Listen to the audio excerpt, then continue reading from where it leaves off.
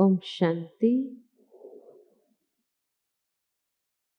ओम शांति। ओम शांति।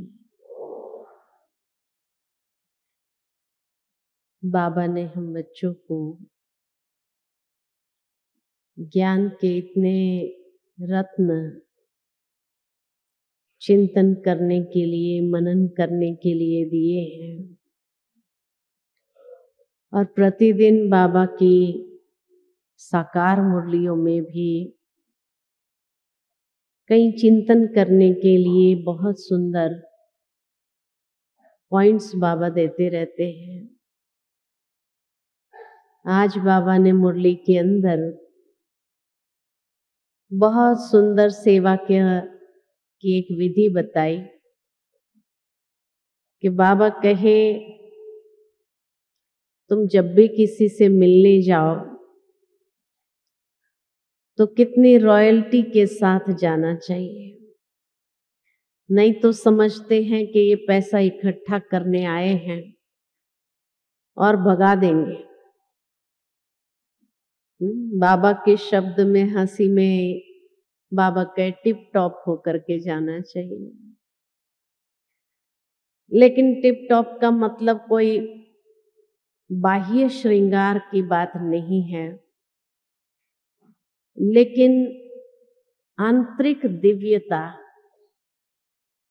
जो चेहरे से और चलन से स्पष्ट हो और कोई भी ये समझे कि ये कोई पैसा मांगने के लिए नहीं, लेकिन चेहरे का नूर, चेहरे की दिव्यता ऐसी हो, रूहानियत ऐसी हो जो वो आत्माएं भी उस दिव्यता के आगे झुक जाए। ये बाबा का भाव था। बाह्य श्रृंगार करने से कभी कभी और भी स्वरूप दूसरा लगता है, लेकिन जो आंतरिक स्थिति है वो बहुत श्रेष्ठ होनी चाहिए, शुभ भावना वाली होनी चाहिए। और इसीलिए बाबा ने आज कहा कि जो कोई ऐसा मंदिर बनाते हैं और उसमें भी खास करके लक्ष्मी नारायण का मंदिर बनाया हो, उनको जाकर के बताओ, पहले तो महिमा करो कि आपने जो बनाया बहुत अच्छा बनाया। कितना सुंदर तरीके से बाबा हमें सिखा रहा था आज की मुरली के अंदर कि सेवा भी किस तरीके से करनी चाहिए। इसी तरह साकार मुरली के अंदर भी बहुत सुंदर बातें कुछ ऐसी चिंतन की होती है, जो बातें अगर प्रैक्टिकल जीवन के अंदर ग्रहण की जाए तो बाबा जो चाहता है वो सेवा का प्रत्यक्ष स्वरूप हम प्रैक्टिकल दिखा सकते हैं। तो ज्ञान बाबा का बहुत स्पष्ट है, योग बहुत अच्छा लगता है, धारणा करना भी अच्छा है, और दृढ़ता के साथ हम आचरण के अंदर हर बात को ले आते हैं। सेवा भी बहुत अच्छी लगती है। जो बाबा का बच्चा बन जाता है, ज्ञान सुनने समझने लगता है, फिर वो उसके सामने कोई भी आता है तो दो बातें सुनानी शुरू कर देता है।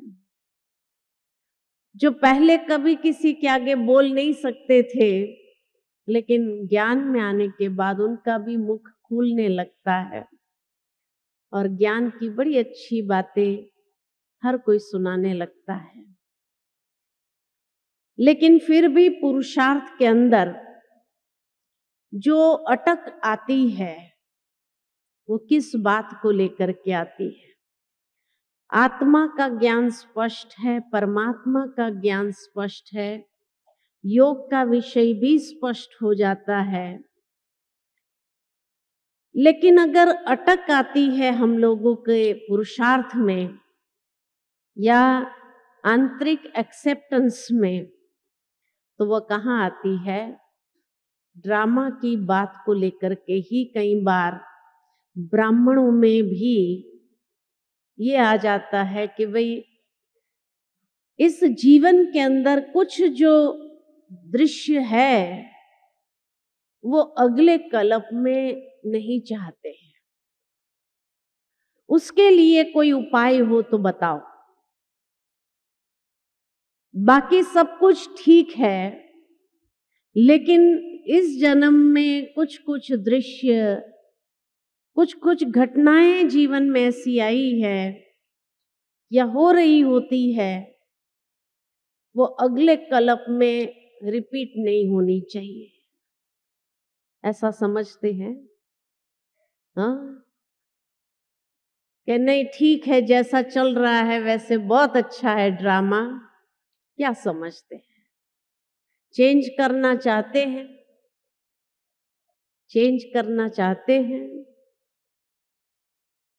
क्योंकि एक बार एक बहन मेरे सामने आई, पहले ज्ञान में चल रही थी, फिर बाद में माया की दुनिया में गायब हो गई।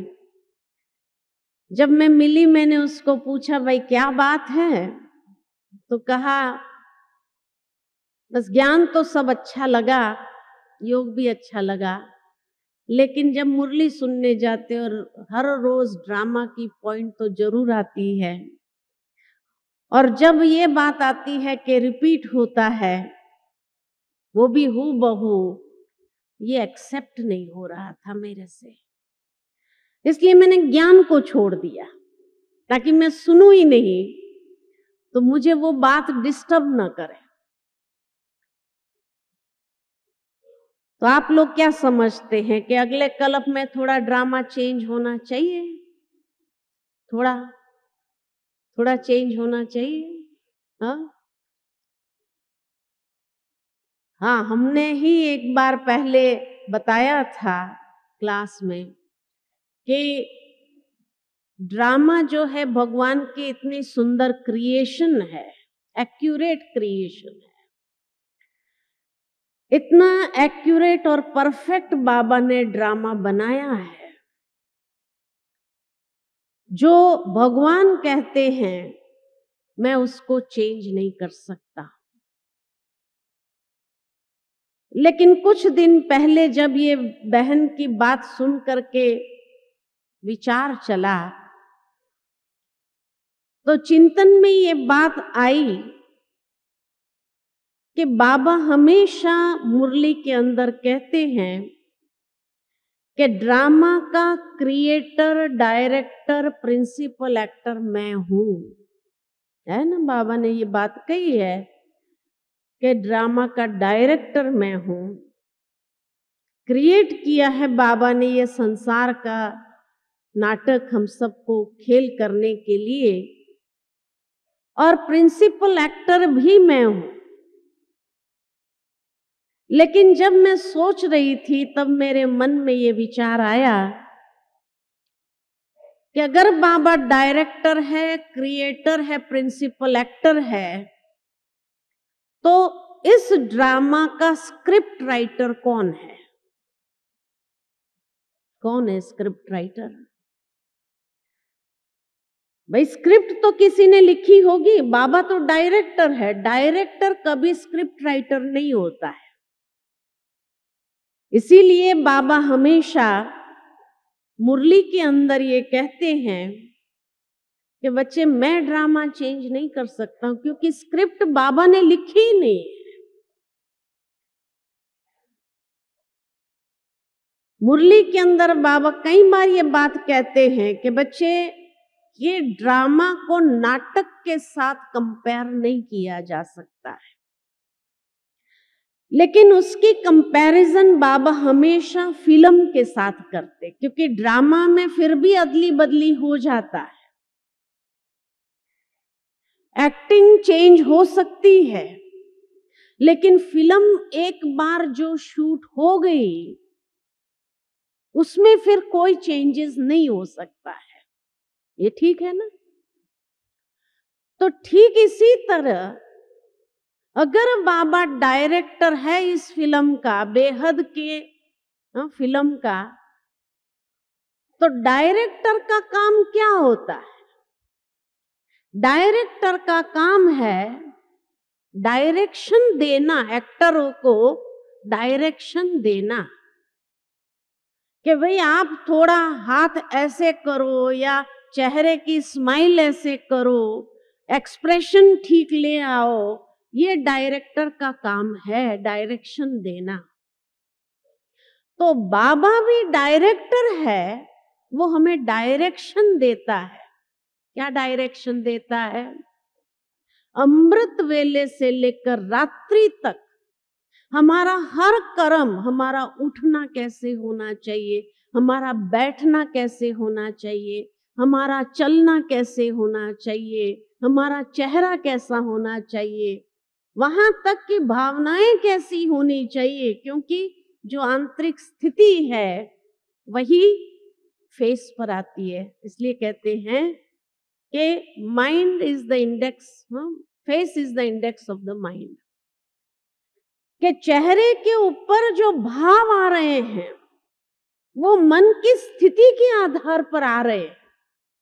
तो इसलिए मन की स्थिति कितनी अच्छी होनी चाहिए, ये बाबा डायरेक्शन देता है। बाबा की सारी मुरली में जो श्रीमत, जो आज्ञाएं, जो शिक्षाएं हैं, वो डायरेक्शन है। इसीलिए श्रीमत को ट्रांसलेट जब करते हैं तो यही ट्रांसलेट करते हैं सुप्रीम डायरेक्शंस। डायरेक्टर की डायरेक्शन है। लेकिन अगर एक्टर को एक्टिंग ठीक करना नहीं आता है तो दोषी कौन? हमें डायरेक्टर कितना कह रहा है, हर रोज मुरली में कह रहा है, फिर भी हम एक्टिंग सारा दिन, मुरली सुबह सुबह क्यों सुननी होती है? क्योंकि सुबह मुरली सुन लो, डायरेक्शन ले लो कि आज की एक्टिंग सारे दिन की हमें कैसे करनी है। लेकिन जैसे ही मुरली सुनने के बाद जाते हैं तो डायरेक्टर की डायरेक्शन ही भूल जाते हैं। वर्ल्ड तो स्टेज है ना, अब स्टेज पर चले गए, डायरेक्शन मिली सुबह सुबह में क्या करना चाहिए क्या नहीं करना चाहिए, लेकिन स्टेज पर जाने के बाद भूल गए और सारे दिन की एक्टिंग हमारी कैसी रही? पुराने संस्कारों के वशीभूत, पुराना स्वभाव संस्कार के वशीभूत हो रही है। तो इस ड्रामा की स्क्रिप्ट राइटिंग कौन कर रहा है? हम खुद कर रहे हैं। कैसे कर रहे हैं? बाबा कहते हैं मैंने कलम आपको पकड़ा दी। कौन सी कलम? श्रेष्ठ कर्म की कलम, श्रेष्ठ कर्म करने की कलम डायरेक्शन सहित आपको पकड़ा दी कि अब आपको कैसे कर्म करने हैं। और ये कर्म की कलम से हम अपनी स्क्रिप्ट खुद लिख रहे हैं। अब अगर डायरेक्टर ने इतना अच्छी डायरेक्शन देने के बाद भी हम अपनी स्क्रिप्ट राइटिंग अच्छी नहीं कर रहे हैं तो हु इज रिस्पॉन्सिबल? कौन रिस्पॉन्सिबल है? हम खुद है। इसलिए बाबा कहते हैं मैं चेंज नहीं कर सकता हूं, लेकिन अगर ये ड्रामा में चेंज करना चाहते हो तो आप ही कर सकते हो, श्रेष्ठ कर्म की कलम द्वारा।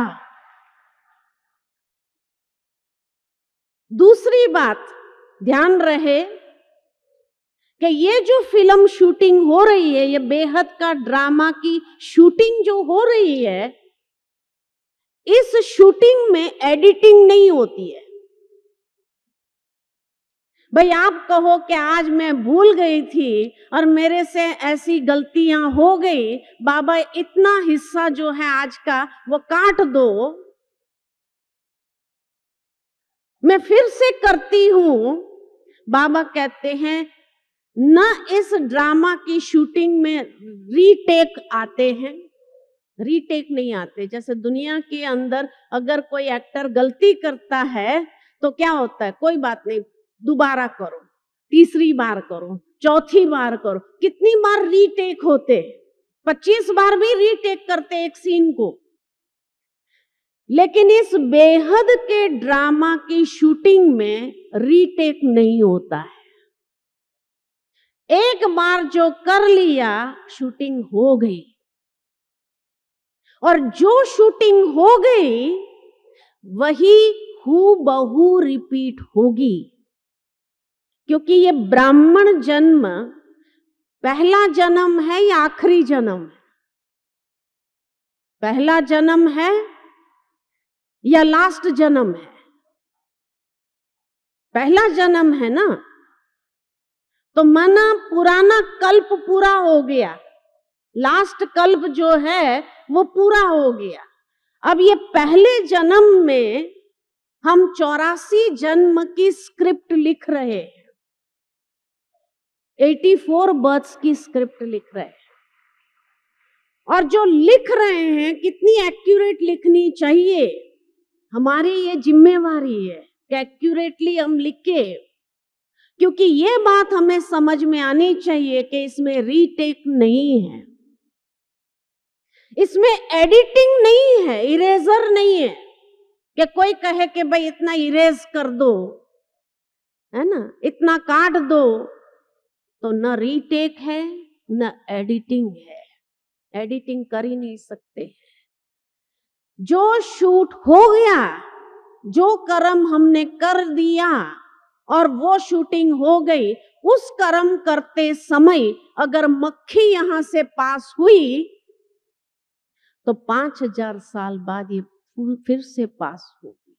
इसलिए बाबा कहते जो आपने कर्म किया वही हूबहू रिपीट होगा, पिछले कल्प का रिपीट नहीं होगा। जो इस जन्म में हम स्क्रिप्ट लिख रहे हैं वही स्क्रिप्ट लिखी हुई हूबहू रिपीट होगी। यानी हर कर्म का हिसाब एक्यूरेटली हमें भोगना ही पड़ेगा। तीसरी बात, रीटेक एडिटिंग नहीं है, ये शूटिंग हो रही है। तीसरी बात कि इस ड्रामा के अंदर एक का पदम गुना हिसाब है, एक का पदम गुना हिसाब है। माना अगर आपने बहुत अच्छी एक्टिंग की तो उसका भी, क्योंकि एक जन्म में 84 जन्म की स्क्रिप्ट लिख रहे हैं, तो एक का पदम गुना हिसाब इसीलिए कि एक अच्छा कर्म किया तो उसकी प्राप्ति भी कई सालों की हो जाती या 1-2 जन्म की हो जाती। और अगर नेगेटिव कर्म या व्यर्थ कर्म किया तो उसकी भी प्राप्ति, उसका भी जो फल मिलने वाला है वो पदम गुना है, कई जन्म या कई सालों का। जितनी इंटेंसिटी के साथ वो कर्म किया गया है तो एक का पदम गुना हिसाब है। माना एक जन्म भी उसकी भोगनी पड़ सकती है। अच्छे कर्म किया तो उसकी भी, नेगेटिव कर्म किया, किसी को दुख दिया, किसी को कष्ट दिया, तो उसकी भी हिसाब जो है खाली 1 सेकंड का नहीं। 1 सेकंड कर्म यहां किया कि किसी को मैंने दुख दिया, कष्ट दिया, तकलीफ दिया, लेकिन उसका हिसाब क्या होगा जब भोगना पड़ेगा। जब स्क्रिप्ट लिख रहे तो उसका जो हिसाब भोगना पड़ेगा वो कितना भोगना पड़ेगा। 1 जन्म भी हो सकता है, आधा जन्म भी हो सकता, कितनी इंटेंसिटी के साथ ये कर्म किया गया है उसके हिसाब से। चौथी बात इस स्क्रिप्ट राइटिंग की ध्यान रखना। चौथी बात स्क्रिप्ट राइटिंग की ये है कि हम जो स्क्रिप्ट राइटिंग कर रहे हैं सतयुग से कलयुग तक नहीं लिखते हैं, पीछे से लिखना चालू करते हैं। कलयुग से एक एक जन्म की स्क्रिप्ट लिखते हुए सतयुग की स्क्रिप्ट तक आते हैं। क्यों क्यों उल्टा लिख रहे हैं? क्योंकि एकदम संस्कार परिवर्तन नहीं होते। ज्ञान में आए तो ज्ञान में आने के कारण ज्ञान बहुत अच्छा लगा, ग्रहण करना शुरू किया, लेकिन संस्कार पुराने हैं। संस्कार इतना जल्दी बदलता नहीं है। अब जब संस्कार इतना जल्दी नहीं बदलता है तो उस तमो प्रधान संस्कार से सतयुग की स्क्रिप्ट थोड़ी लिखी जाएगी। तमो प्रधान संस्कार से जो स्क्रिप्ट लिखी जा रही है वो पहले कलयुग की लिखी जा रही, फिर धीरे धीरे कलयुग के एक एक जन्म की लिख करके द्वापर तक आते हैं। जैसे जैसे संस्कारों में रजो प्रधानता आती है तो द्वापर युग की स्क्रिप्ट लिखी जाती है।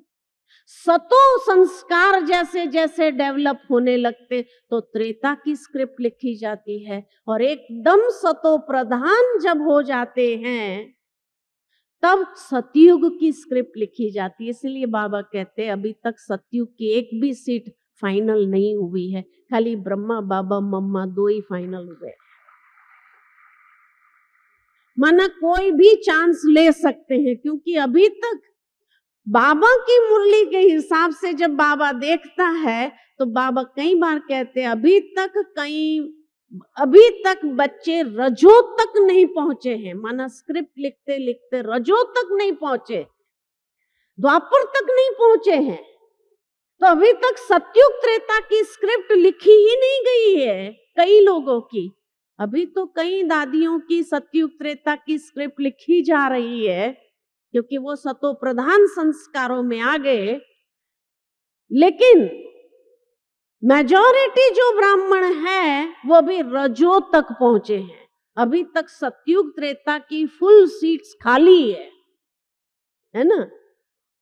जैसे अगर कोई बैठने के लिए सीट बुकिंग कराते हैं तो जैसे यहाँ पीछे से शुरू होता है, वैसे हर जगह स्टेज के पास में लोग भाग करके आते हैं, चाहे पैसा लाखों खर्च करना पड़े तो भी आगे की सीट लेना चाहते हैं। लेकिन यहाँ न पैसा काम आता है सीट बुक करने के लिए।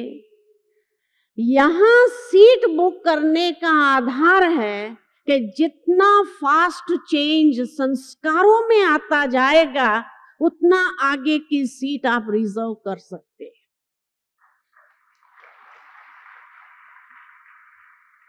इसीलिए अब फाइनल करना है कि अगले कल्प के लिए मुझे ड्रामा चेंज करना है या नहीं करना है। करना है, चेंज करना है तो उसकी विधि क्या है? फास्ट परिवर्तन। फास्ट परिवर्तन, स्वभाव संस्कार को जितना तीव्र गति से परिवर्तन करेंगे और जितनी सात्विकता अपने संस्कारों के अंदर ले आएंगे, सतो प्रधानता अपने संस्कारों में ले आएंगे, उतना अच्छा एक एक कर्म होगा और इतनी अच्छी आपकी सतयुग त्रेता की स्क्रिप्ट्स लिखी जाएगी।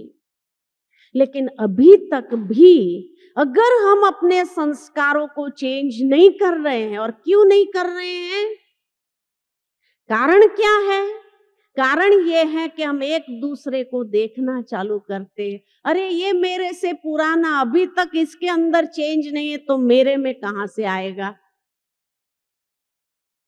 हिम्मत हार जाते कि ये मेरे से पुराना, अभी तक उसके अंदर ऐसे संस्कार है, उसने ऐसा किया तो मैंने किया तो क्या बड़ी बात है।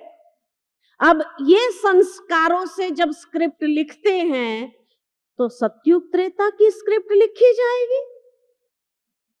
अरे कोई अगर पुराना है, नहीं चेंज कर रहा है, तो आप उसका थैंक्स मानो कि आपको तो रास्ता दिया कि भाई तू आगे जा, मैं नहीं जा सकता हूं, तू तो आगे जा। तो दिल शिकस्त क्यों हो जाते हैं दूसरों को देख करके कि भाई ये मेरे से पुराना इसने नहीं किया तो मैं क्यों करूं, या उसने ऐसा किया इसीलिए मैंने ऐसा किया। अब ये जो टिट फॉर टैट का हिसाब हम रखते हैं, उससे हम अपनी स्क्रिप्ट कौन सी लिख रहे हैं बताओ? उससे सतयुग त्रेता की स्क्रिप्ट लिखी जा रही है, उससे सतयुग त्रेता की स्क्रिप्ट नहीं। और इसीलिए द्वापर कलयुग के ही जन्मों में अभी तक हम उलझे हुए हैं और वो कर्म टिट फॉर टैट वाला कर रहे हैं। अब उसकी भोगना क्या होगी? वो घटनाएं जो जीवन में इस जन्म में भोगी हमने, पिछले जन्म में जो याद है, क्या उससे हम अच्छी स्क्रिप्ट लिख रहे हैं या कैसी स्क्रिप्ट लिख रहे हैं?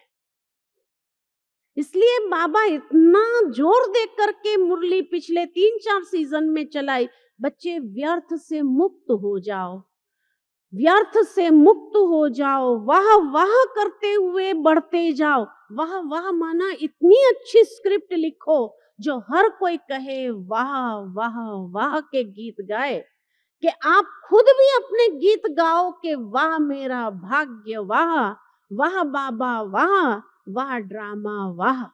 ये आप गायन करो अपने हर एक कर्म की कलम से। जो आप स्क्रिप्ट लिखते हैं, हर स्क्रिप्ट लिखने के बाद अंदर में ऐसी आत्मसंतुष्टि हो कि वाह बाबा वाह, वाह रे मेरा भाग्य वाह, वाह ड्रामा वाह। ऐसा अंदर से वाह वाह वाली स्क्रिप्ट लिखो। ये नहीं कि उसने ऐसा किया इसलिए मैंने भी ऐसा कर दिया, उससे तो वाह वाह वाली स्क्रिप्ट नहीं हुई। अगर वही पिछले कल्प वाला रिपीट होता होगा तो पुरुषार्थ का महत्व क्या रहेगा? जो बाबा इतना पुरुषार्थ करा रहे हैं, तीव्र गति का पुरुषार्थ करने के लिए कह रहे हैं, क्यों?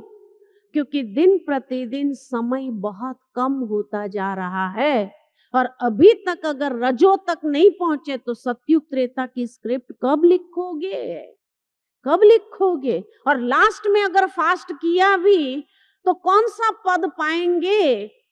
दास दासी का, रॉयल फैमिली का, या राजा रानी का, या महाराजा का? ये आपको डिसाइड करना होगा, क्योंकि बाबा कहे बहुत काल का अभ्यास चाहिए अच्छी स्क्रिप्ट लिखने के लिए। और बहुत काल का अभ्यास अगर होगा तो महाराजा महारानी वाली स्क्रिप्ट लिखेंगे, यानी 8 नंबर वाली, या राजा रानी वाली 108 वाली, या रॉयल फैमिली के सदस्य की 16,108 वाली, या फिर प्रजा की 9 लाख की, या फिर दास दासियों वाली। अब कौन सी स्क्रिप्ट आपको लिखना है सतयुग त्रेता के लिए, ये आपको फाइनल करना चाहिए। और उसके लिए जितना फास्ट परिवर्तन, रियलाइजेशन, महसूसता के द्वारा ऐसा हम पुरुषार्थ करें अपना, और इतना जल्दी चेंज लाए अपने संस्कारों में, रॉयल संस्कार, रॉयल मैनर्स।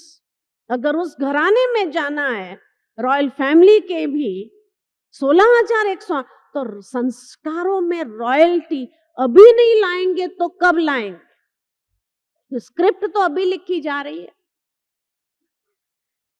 इसलिए बाबा ने अभी कहना शुरू कर दिया था पिछले 3 सीजन से, तीव्र गति के पुरुषार्थी बनो। तीव्र गति माना अभी फास्ट करो, समय कम होता जा रहा है, बहुत कम समय रह गया है। और अगर बहुत काल का अभ्यास नहीं होगा रॉयल संस्कारों का, तो सतयुग त्रेता में दास दासियों का ही पद मिलेगा।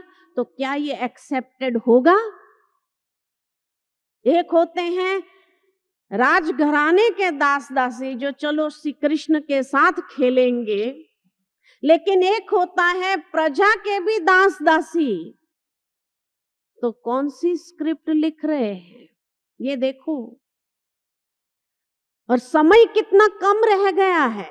ड्रामा की तीव्र गति का परिवर्तन का समय आ गया है और जो लिखा गया है वो इरेज नहीं हो सकता है। और बहुत काल का अभ्यास कौन सा चल रहा है, ये तीव्र। मम्मा हमेशा इसीलिए पुरुषार्थ की डेफिनेशन देती थी कि जो गलती एक बार हो जाए वो दोबारा रिपीट नहीं होना चाहिए, उसको कहा जाता है पुरुषार्थ। अगर ये पुरुषार्थ की डेफिनेशन है, फिर अगर हम कहे क्या करे, पुराने संस्कार वश कर देता है, माया आ गई। व्हाट इज माया? माया क्या चीज है?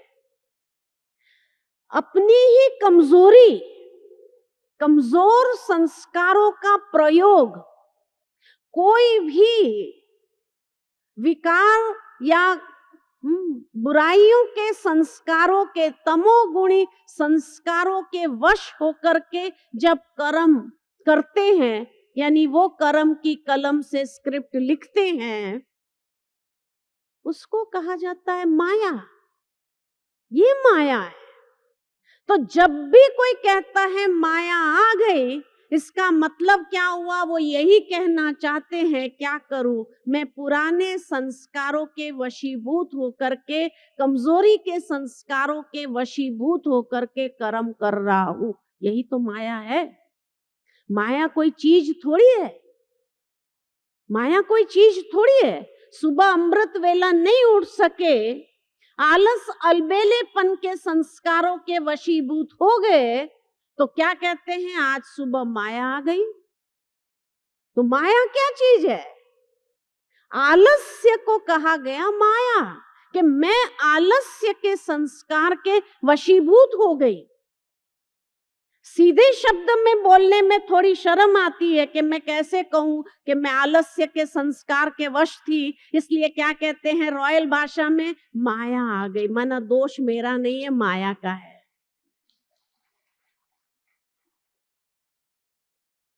लेकिन समझदार तो समझ जाते हैं कि माया माना क्या, कि ये बार बार ये कहना चाह रहा है कि क्या करूं मैं, अपने पुराने संस्कारों के वशीभूत हो रहा हूं। अभी जो पुराने संस्कारों के बार बार वशीभूत हो जाएगा, उसको महावीर कह सकेंगे पुरुषार्थ में।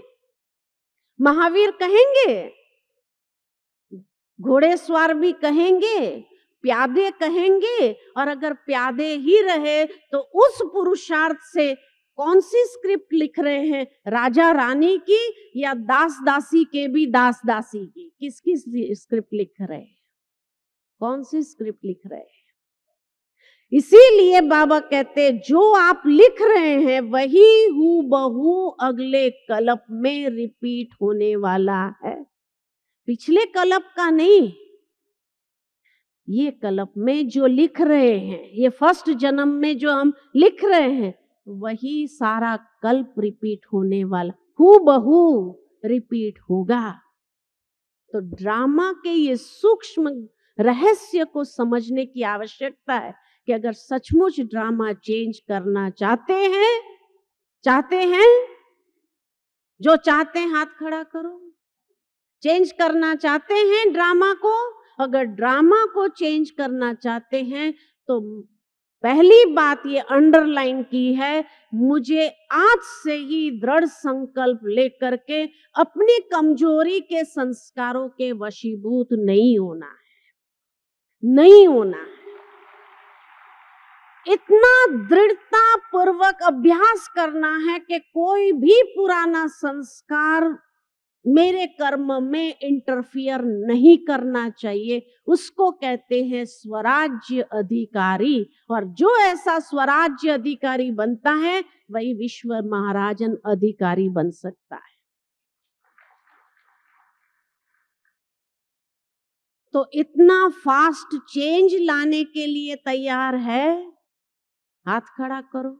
ड्रामा चेंज करना चाहते हैं, इतना फास्ट परिवर्तन करना चाहते हैं, फास्ट आज के बाद इधर उधर किसी को देखेंगे नहीं, देखना है। अगर देखने की इच्छा है तो बाबा मम्मा को देखो। फॉलो करने की इच्छा है, बाबा मम्मा को फॉलो करो, इधर उधर नहीं देखो। अगर कोई पुराना गलती कर रहा है उसको थैंक्स करो, शुभ भावना दो और खुद आगे बढ़ो। वो आपको साइड दे रहा है आगे बढ़ने की। जैसे रास्ते पर गाड़ी चलती है, अगर किसी व्यक्ति को आपने कहा कुछ, हॉर्न दिया, तो वो साइड देता है ना, भाई तू आगे जा, आगे जा। ऐसे अगर कोई पुराना चल रहा है और वो अपने पुराने संस्कारों के वशीभूत हो रहा है, उसको देखकर आप उसके पीछे क्यों हो जाते हो? आपको वो साइड दे रहा है, आप आगे जाओ ना, कि भाई आप आगे जाओ। तो थैंक्स मानना चाहिए कि नहीं? कोई आपको साइड देता है आगे जाने के लिए, उसका थैंक्स मानना चाहिए या नहीं मानना चाहिए? और उसके प्रति भी दुआएं देते जाओ, तुम भी जल्दी आगे आ जाओ, तुम भी जल्दी आगे आओ। ये दुआएं करो उसके लिए, उसको दुआओं की आवश्यकता है। इसीलिए बाबा कहते हैं ये जो स्क्रिप्ट राइटिंग हो रही है वो इतनी परफेक्ट शूटिंग हो रही है कि इससे परफेक्ट और कुछ नहीं हो सकता, और उसको बाबा चेंज नहीं कर सकता, क्योंकि लिखी आपने है। बाबा कैसे चेंज करेगा? अगर बाबा चेंज करना चाहे तो सबका चेंज करना पड़े। इसलिए बाबा कहते हैं तुमने जिसके साथ हिसाब किताब बनाना है अगले कल्प में, जो तुमको स्क्रिप्ट लिखनी है तुम लिखो, मैं चेंज नहीं कर सकता। इसलिए बाबा नहीं करता है। बाबा ने ये ड्रामा परफेक्ट बनाया है। स्क्रिप्ट राइटर हम हैं, हम जैसी स्क्रिप्ट राइटिंग करेंगे वैसे ही हमें भोगना पड़ेगा एक एक जन्म, है ना? इसीलिए देखो, जब अंतिम समय आएगा, जब अंतिम समय आएगा और उस समय ये महसूस होगा कि अरे स्क्रिप्ट राइटर हम ही थे, तो कितना पश्चाताप होगा कि मैं अपनी अच्छी स्क्रिप्ट लिख सकता था, लेकिन फिर भी मैं इधर उधर देखने में व्यस्त हो गया, उसके प्रति व्यर्थ संकल्प चलाना शुरू कर दिया, मेरी मानसिक स्थिति मैंने ऐसी बना दी, इसीलिए मेरी स्क्रिप्ट ऐसी हो गई। अंतिम समय जब ये रियलाइजेशन होगा तो कितना पश्चाताप होगा कि अरे स्क्रिप्ट राइटर तो हम खुद थे, बाबा ने तो लिखा ही नहीं। इसीलिए भक्ति मार्ग में आज दिन तक भी भगवान की इतनी महिमा क्यों गाते हैं? भगवान की इतनी महिमा क्यों गाते हैं? इसीलिए गाते हैं कि हे प्रभु तुमने तो सब कुछ दिया था। तभी बाबा कई बार कहते हैं बाबा बुद्धिवानों की बुद्धि है, और बुद्धिवानों की बुद्धि हमें बुद्धि भी दे रहा है। रोज सुबह मुरली क्या है? बुद्धिवानों की बुद्धि बुद्धि दे रहा है, कैसा हमें स्क्रिप्ट लिखना चाहिए, कितना क्रिएटिव लिखना चाहिए, ये भी बुद्धि दे रहा है। कैसे सेवा करके भी लिखो, धारणा करके लिखो, ज्ञान योग से अपनी स्क्रिप्ट लिखो, ये बुद्धिवान की बुद्धि हमें बुद्धि भी दे रहा है। उसके बाद भी अगर हमने अपनी स्क्रिप्ट अच्छी नहीं लिखी तो दोषी कौन? दोषी कौन? हम खुद है। इसीलिए अंतिम समय जब ये रियलाइजेशन होगा तो भगवान के सामने भी क्षमा मांगेंगे, हे प्रभु मुझे क्षमा कर देना। आप देखो भगवान कितना दयालु है, उसके बावजूद भी कि बाबा कहते हैं कि बच्चे अगर कोई गलत कर्म हो भी गया आपसे, बाबा ने डायरेक्शन दिया आज की मुरली के अंदर कैसा कर्म करना है, लेकिन उसके बावजूद भी अगर कोई गलत कर्म हो गया तो रात्रि को बाबा को सच्चाई से सुना करके माफी मांग लो तो आधा माफ कर देगा।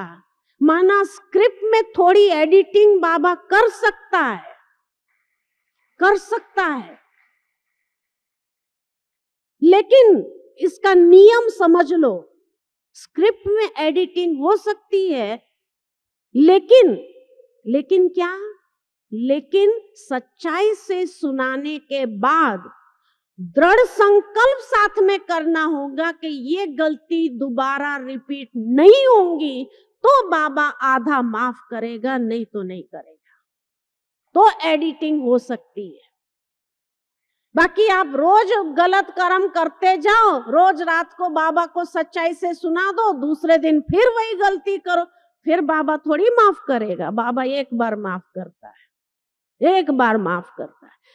इसलिए अगर अपनी स्क्रिप्ट में थोड़ा सा एडिटिंग करवाना चाहते हो, ड्रामा चेंज करवाना चाहते हो बाबा से, तो बाबा के पास इतनी अथॉरिटी है कि बाबा ने कहा सच्चाई सफाई से सुना दो, और सुनाने के बाद दृढ़ संकल्प करो कि दोबारा ये गलती बाबा मेरे से नहीं होंगी, उसका मैं ध्यान रखूंगा।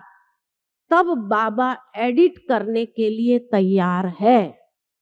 अब एडिट करवाना चाहते हो कि नहीं चाहते हो? इसलिए बाबा ने हमें ये भी एक सहूलियत दी है इस ड्रामा के अंदर। कौन सी सहूलियत दी है? कि बच्चे अपनी जीवन कहानी सच्चाई सफाई से बाबा को लिख करके दे दो, और दृढ़ संकल्प करो, प्रॉमिस करो बाबा से कि बाबा दोबारा अभी इसमें से एक भी गलती मैं नहीं करूंगा। तो उस जो जीवन कहानी में जो बाबा ने के सामने आपने सच्चाई से लिख करके दिया, छिपाया, सर्जन से छिपाया, तो मल्टीप्लिकेशन हो सकता है, कट नहीं हो सकता है। इसीलिए बाबा कहते हैं बच्चे अपनी जीवन कहानी सच्चाई से अगर लिख करके दे दो, तुम्हें इस जन्म के सारे कर्म याद है, और इस जन्म के सारे कर्म याद है, अगर इसमें फिर भी एडिटिंग चाहते हैं, सच्चाई से बाबा को लिख करके दे दो, और प्रॉमिस करो बाबा के साथ में कि बाबा ये गलती अब सदा के लिए समाप्त हो गई, दोबारा नहीं। तो बाबा आधा माफ कर सकता है, आधा माफ कर सकता है, इतना एडिटिंग हो सकता है।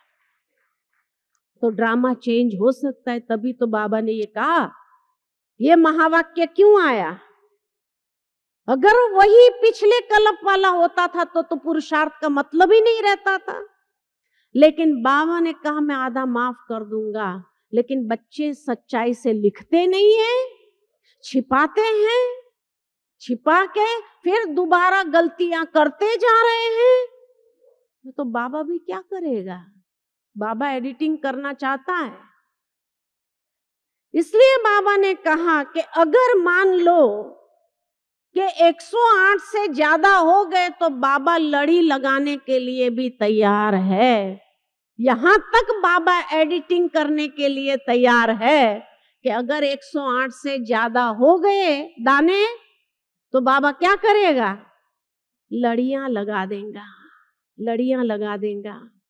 तो बाबा चेंज कर सकता है, तभी तो कहा ना, चेंज कर सकता है ना, ऑलमाइटी है।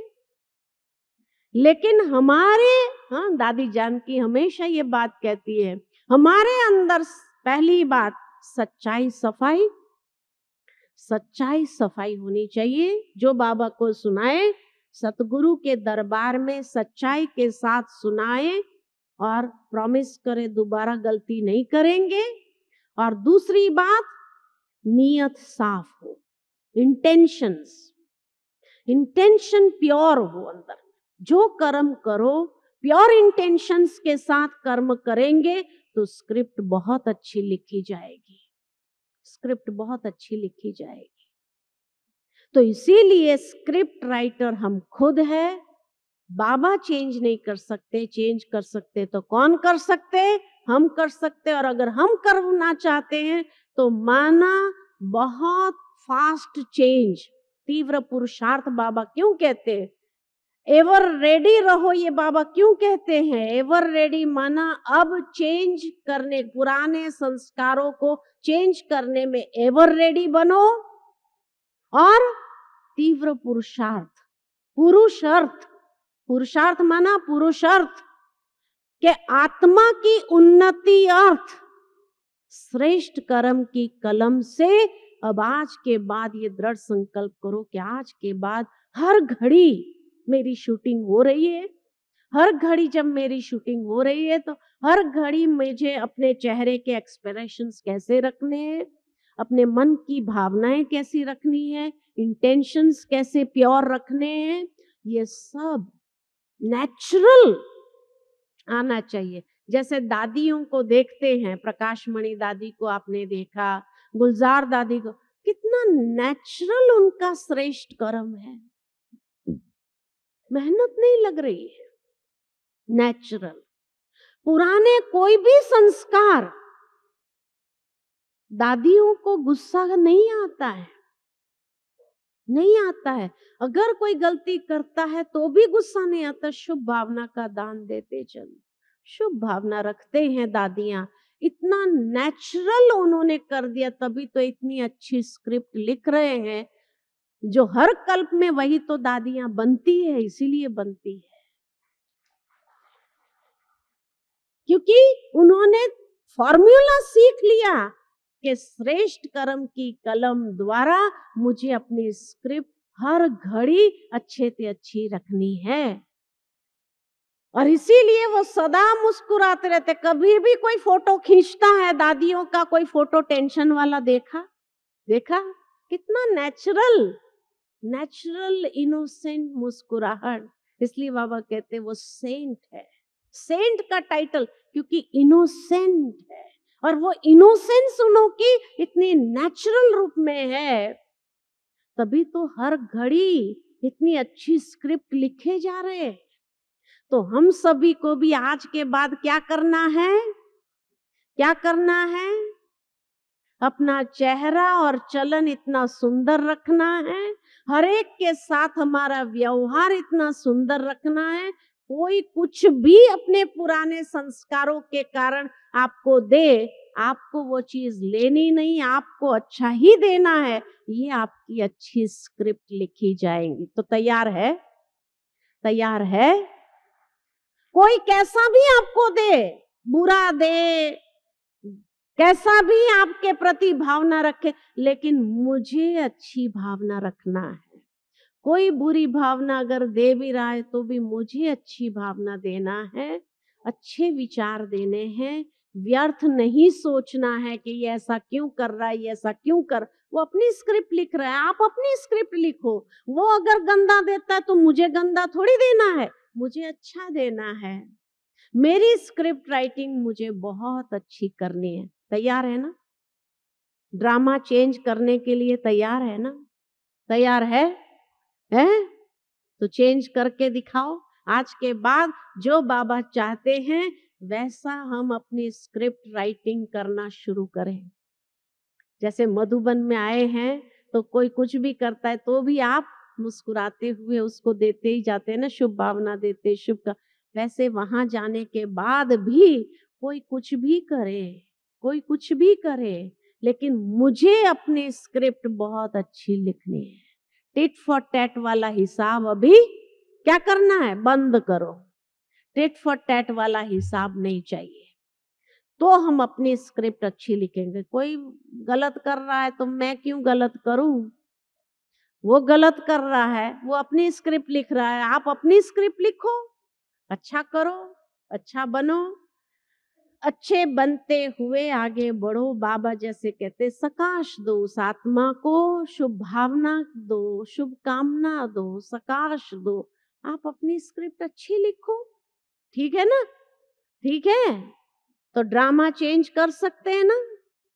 ये गुह्य राज को जिसने समझा वो इधर उधर नहीं देखेगा, ये क्या कर रहा है, ये क्या कर रहा है, उसने ऐसा किया इसलिए मैं ऐसा करता हूँ, ये ऐसा करता है इसलिए मैं ऐसा करता हूँ। वो क्या भी करे, मुझे देखना है तो ब्रह्मा बाबा को देखो। स्कूल में स्टूडेंट किसको देखता है? जो लास्ट नंबर आता है उसको देख के चलता है, या फर्स्ट नंबर आता है उसके साथ compete करता है? क्या करता है? तो इसी तरह अगर मुझे, हाँ, ये बेहद का स्कूल जो है बाबा की यूनिवर्सिटी है, उसमें भी किसको देखना चाहिए? ब्रह्मा बाबा मम्मा को देखना चाहिए, दादियों को देखना चाहिए, या क्लास का लास्ट नंबर व्यक्ति क्या कर रहा है उसको देख करके अपना पुरुषार्थ करना चाहिए? क्या करना चाहिए? क्या करना चाहिए? तो इसीलिए बाबा ने विधि बताई है अपनी स्क्रिप्ट कैसे अच्छी लिखनी है। तो आज के बाद इतनी अच्छी स्क्रिप्ट लिखो, तो सतयुग त्रेता की स्क्रिप्ट इतनी अच्छी लिखे जो राजघराने के अंदर सारी सीट खाली है, एयर कंडीशन की भी खाली है, फर्स्ट क्लास की भी खाली है, सारी खाली पड़ी है, जो लेना चाहो ले सकते हो। यहाँ तो सब दौड़ करके आगे बैठने के लिए कोशिश करते हैं। अब सतयुग त्रेता में अभी तक कोई आगे दौड़ ही नहीं रहा है। क्यों भाई? दौड़ो ना, दौड़ो, ठीक है ना। वहां नंबर आगे लेने का पुरुषार्थ करो, तीव्र गति में जाने का पुरुषार्थ करो, एयर कंडीशन में जाने का पुरुषार्थ करो। हाँ, यहाँ आते हैं कई बार, कहीं कहते हैं हम तो घर में एसी में ही रहते हैं, यहाँ भी एसी का कमरा चाहिए। अरे भगवान कहते हैं एसी क्लास में जाओ, सतयुग त्रेता के एसी क्लास में जाओ, तो वहां क्यों नहीं जा रहे हैं? वहां भी जाओ ना, एसी में, फर्स्ट क्लास में जाओ, खुली है, सारी सीट्स खाली है, जो चाहे ले सकते। ठीक है, ठीक है, अच्छा, ओम शांति।